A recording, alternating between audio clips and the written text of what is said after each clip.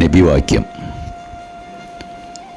കുത്തുവാക്കുകൾ പ്രയോഗിക്കുന്നവനും ശപിക്കുന്നവനും നീചവും നികൃഷ്ടവുമായ വാക്കുകൾ പറയുന്നവനും ദൈവവിശ്വാസിയല്ല. ഒരാളെ പരിഹസിക്കുവാനും വേദനിപ്പിക്കുവാനും വേണ്ടിയാണ് സാധാരണയായി കുത്തുവാക്കുകൾ ഉപയോഗിക്കാറുള്ളത്. എന്നാൽ പരസ്പരമുള്ള സ്നേഹവും സൗഹൃദവും തകർക്കുവാനും പകയും വിദ്വേഷവും ഉണ്ടാക്കുവാനും മാത്രമേ ഇത്തരം കുത്തുവാക്കുകൾ ഉപകരിക്കുകയുള്ളൂ.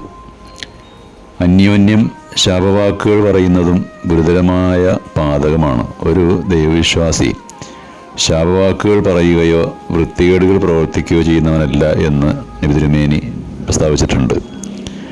എന്നാൽ നിസ്സാര കാര്യങ്ങൾക്ക് വരെ ചിലർ ശാപവാക്കുകൾ പറയുന്നത് കാണാം. മക്കൾ വല്ല വികൃതി കാണിച്ചാൽ അല്ലെങ്കിൽ വളർത്തുമൃഗങ്ങൾ വല്ല നഷ്ടവും വരുത്തിയാൽ പെട്ടെന്ന് ചിലരുടെ നാവിൽ നിന്ന് ശാപവാക്കുകൾ വരുന്നത് കാണാം. അത് വളരെ സൂക്ഷിക്കേണ്ടതുണ്ട്.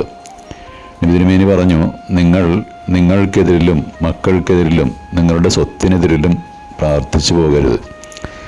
ചില സമയത്തോട് നിങ്ങളുടെ അത്തരം പ്രാർത്ഥനകൾ യോജിച്ചു വന്നാൽ ആ സന്ദർഭങ്ങളിൽ ചോദിക്കപ്പെടുന്നവർക്ക് ഉത്തരം ലഭിക്കുന്നതാണ്.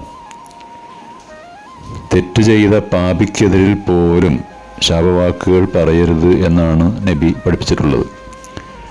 മനുഷ്യർ തമ്മിലുള്ള സുഹൃത്ത് ബന്ധങ്ങൾക്ക് വിഘാതം സൃഷ്ടിക്കുന്ന ഇത്തരം ദുഷിച്ച സ്വഭാവങ്ങൾ ഒഴിവാക്കാനാണ് നബി തിരുമേനി ജനങ്ങളെ ഉപദേശിക്കുന്നത്.